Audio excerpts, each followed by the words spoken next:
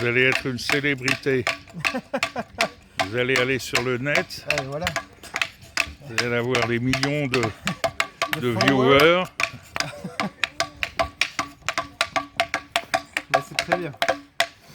Ben oui, Si on peut participer au fait que le travail manuel bien sûr, devienne une voie d'apprentissage, bien sûr, bien sûr. c'est ça qui est intéressant, c'est quand on apprend des choses sur soi, quand on est dans la difficulté, et qu'on arrive à dépasser l'épreuve. Ouais. Il vous a fallu combien d'années pour arriver à ce stade? Moi là c'est un an de travail. Un an de travail tous les jours. Un an tous les jours. Ouais. Un an de travail tous les jours, j'arrive à une certaine maîtrise. On apprend la pierre en général en 3-4 mois de pratique. D'accord. On apprend le geste. Ensuite on le perfectionne. Et ce qui est vraiment difficile dans la pierre, c'est d'apprendre tous les tracés. Tous les tracés, Ouais. parce qu'il y a vraiment des assemblages complexes. Par exemple, assembler une voûte, ça ne paraît pas, mais il faut penser à tout. Bien sûr. Il ne faut aucun joint qui tombe en face de l'autre. Oui, c'est du travail au millimètre. Ouais. C'est ça qui est beau, c'est un peu comme dans la forge, on met beaucoup de puissance dans la matière, de force, et c'est un travail d'une extrême adresse. Le forgeron, chacun de ses coups de marteau, Ah oui, c'est important. où Ouais. il tombe avec précision. Mais dans la pierre, c'est un peu la même chose. Il y a une limite invisible, Bien sûr. qui est celle-ci là, et en fait on voit qu'on la respecte assez correctement. Rappelez-moi quelle est cette pierre? Donc ça c'est une pierre de Richemont. On l'appelle, De Richemont. C'est la localité des Carrières. Ici on a une pierre qui est un petit peu plus avec des coquillages. C'est une pierre de noyant, on utilise une pierre de noyant la majorité du temps, et quand on fait des choses qui sont soumises à des contraintes extérieures ou alors de la sculpture, on utilise de la pierre de Richemont dans le coin. D'accord.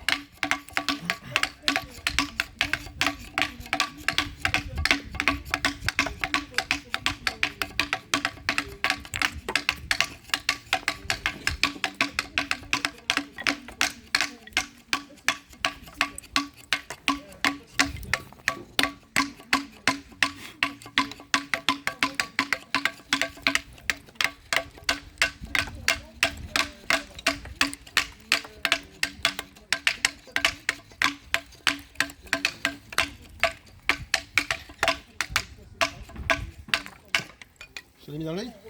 Non, ça va tout seul.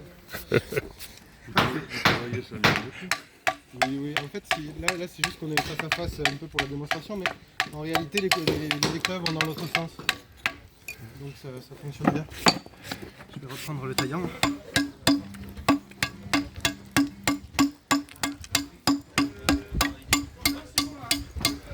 Faut contrôler votre puissance, sinon vous dépassez la limite. Exactement. Et c'est très bien pour les jeunes gens aujourd'hui. C'est la pratique du travail manuel comme des arts martiaux, comme Bien du sûr. combat. C'est de pouvoir canaliser sa puissance sans violence. Exprimer sa puissance d'abord. Et puis la canaliser sans violence. Et ça, je trouve que beaucoup de jeunes gens de ma génération ne l'ont jamais appris. Non pas qu'on leur a... Non pas qu'ils ne le savent pas, mais qu'on ne leur a jamais transmis. Bien sûr. Donc effectivement, il faut savoir s'arrêter. Et c'est ça qui est difficile dans l'existence, c'est de savoir où est-ce qu'on met la limite. Parce que là, si je vais trop fort maintenant surtout, il faut tout recommencer. Et quand bien même, j'en viendrai à tout recommencer, on apprend l'humilité. Donc c'est une voie d'apprentissage qui est permanente pour moi. Parce que c'est pas quand on sait qu'on devient meilleur, c'est quand on arrive à accepter l'épreuve qu'on devient meilleur. Ben oui.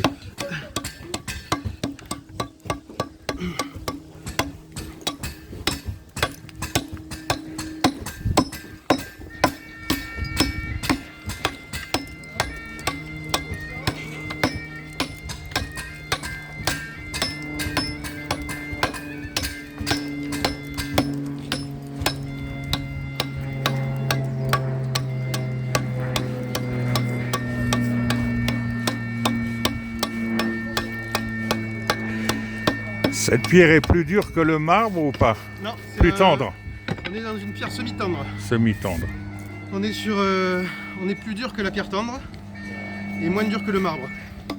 Le marbre, il est passé dans la lave et ce qui l'a rendu, ce qui a changé sa structure.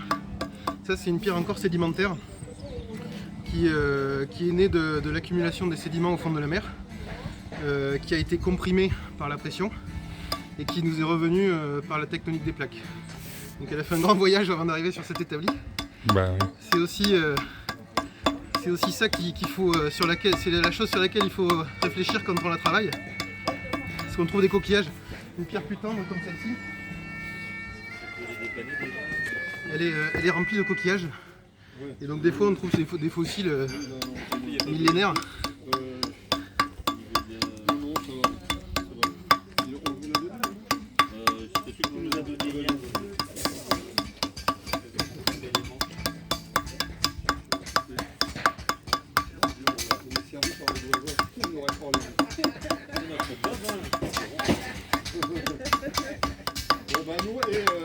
C'est quand même nous qui vous avons fait la pierre. Hein.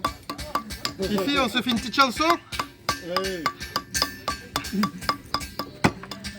Dis-moi, casse-caillou, pourquoi tailler cette pierre? Pierre, pierre, pierre.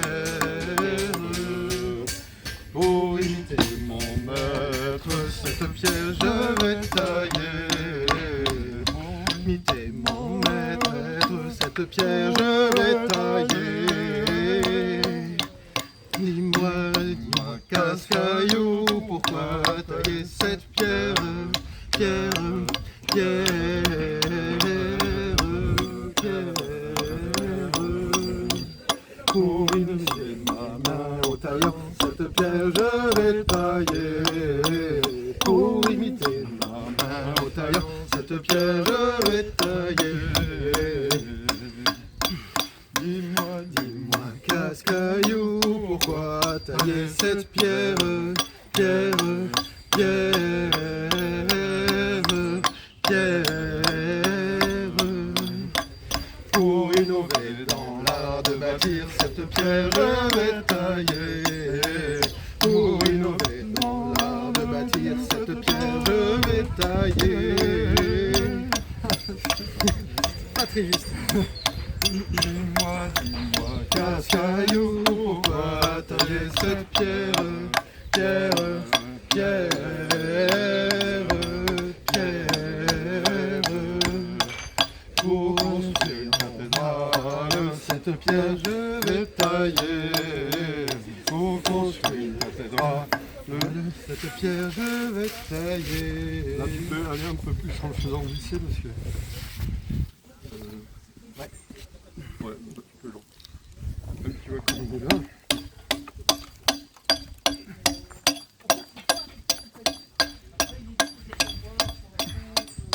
Après, il y a un mode de finition de faire comme ça, là.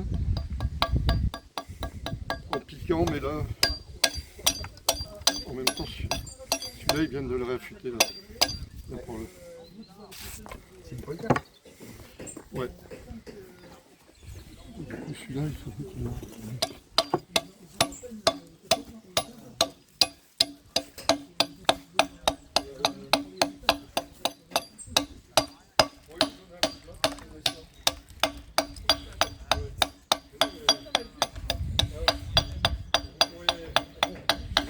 C'est ça qui est beau aussi dans l'intersection des métiers, c'est qu'avant, quand on construisait une cathédrale, tout le monde habitait au même endroit.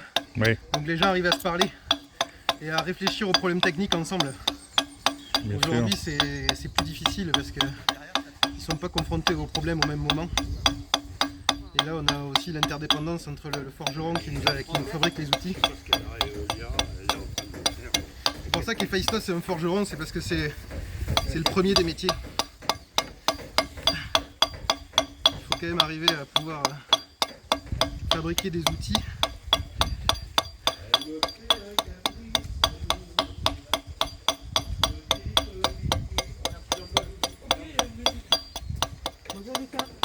Coucou.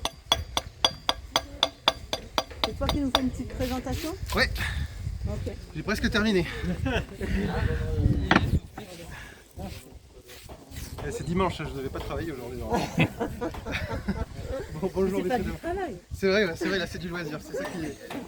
Faut comprendre la subtilité. Je suis tailleur de pierre à la semaine. Et là le week-end, voilà. On a une association aussi qui s'appelle les Ateliers d'Héphaïstos. Ce que j'étais en train d'expliquer, c'est qu'Héphaïstos c'était le premier des artisans parce que c'est lui qui forgeait les outils. Et c'est ça qu'ils sont en train de faire justement derrière. Ils sont en train de réaffûter, de reforger un taillant comme ça. Vous imaginez bien qu'à force de taper sur les cailloux, ils se désaffûtent. Donc notre objectif premier, c'est de faire découvrir aux gens le travail manuel et toutes les qualités que comporte le travail manuel. Parce que dans le compagnonnage, on dit qu'on se construit en construisant. Et en construisant, on se construit. Ce que j'étais en train d'expliquer, c'est qu'il faut être extrêmement concentré faut canaliser sa puissance. Aujourd'hui, c'est comme dans les arts martiaux, hein, il faut arriver à gérer sa puissance, à la canaliser dans une direction, tout en s'auto-limitant, en apprenant à arrêter son geste et à gérer cette puissance-là. Aujourd'hui, voilà, moi quand j'étais jeune, j'aurais bien aimé qu'on m'explique ça, de canaliser ma puissance, pour pas qu'elle parte dans n'importe quelle direction. Ensuite, de notre deuxième attachement, c'est de travailler sans machine, donc sans électricité, au maximum. Alors, pour débuter des blocs comme ça dans les carrières, là l'électricité nous aide bien. Ils ont fait un test en Égypte il n'y a pas longtemps, dans des recherches archéologiques. Pour débiter 1 mètre cube de pierre dans les carrières égyptiennes, ils ont mis 5 jours à 4 tailleurs de pierre expérimentés. Donc 1 mètre cube de pierre, 5 jours à 4. Donc on imagine le travail que c'était, donc après il y a l'expérience qui arrive. Mais voilà, des fois les machines nous aident bien, et des fois elles nous coupent de soi-même. Parce que quand on utilise des machines en permanence, on a un casque, un masque, on appuie seulement sur une gâchette et un bouton, et ensuite c'est la machine qui fait le travail. Donc on est un peu coupé du rapport à soi, et c'est là d'où vient l'aliénation en réalité dans le travail. C'est quand on fait juste un geste toute la journée. Donc il y a une vraie découverte à travailler la matière, et c'est ça qu'on essaye de transmettre ici. Donc c'est pour ça qu'on vous invite vivement après votre visite à revenir nous voir pour donner quelques coups là-dessus. Vous verrez, on se connaît autrement après. Et c'est rare les moments où on a l'habitude de s'exprimer, de pouvoir. Donc soit le bois, donc ici on a la forge, la pierre, la menuiserie. Donc là on fait de la sculpture sur bois. Ensuite là on a une dame qui file la laine et qui la récolte, qui la nettoie et qui la file, et qui la tisse après. Ensuite un atelier de vitrail, et ensuite on a une Caroline Salanier qui est meilleure ouvrière de France en mosaïque. Voilà. Donc hier on avait un noserang qui était avec Léo qui travaille aussi. Voilà, et puis donc je vous invite vivement à revenir nous voir. Voilà, c'est pas dangereux, on se fait moins mal à travailler à la main qu'à travailler avec des machines. Il y a moins de blessures graves, blague à part, c'est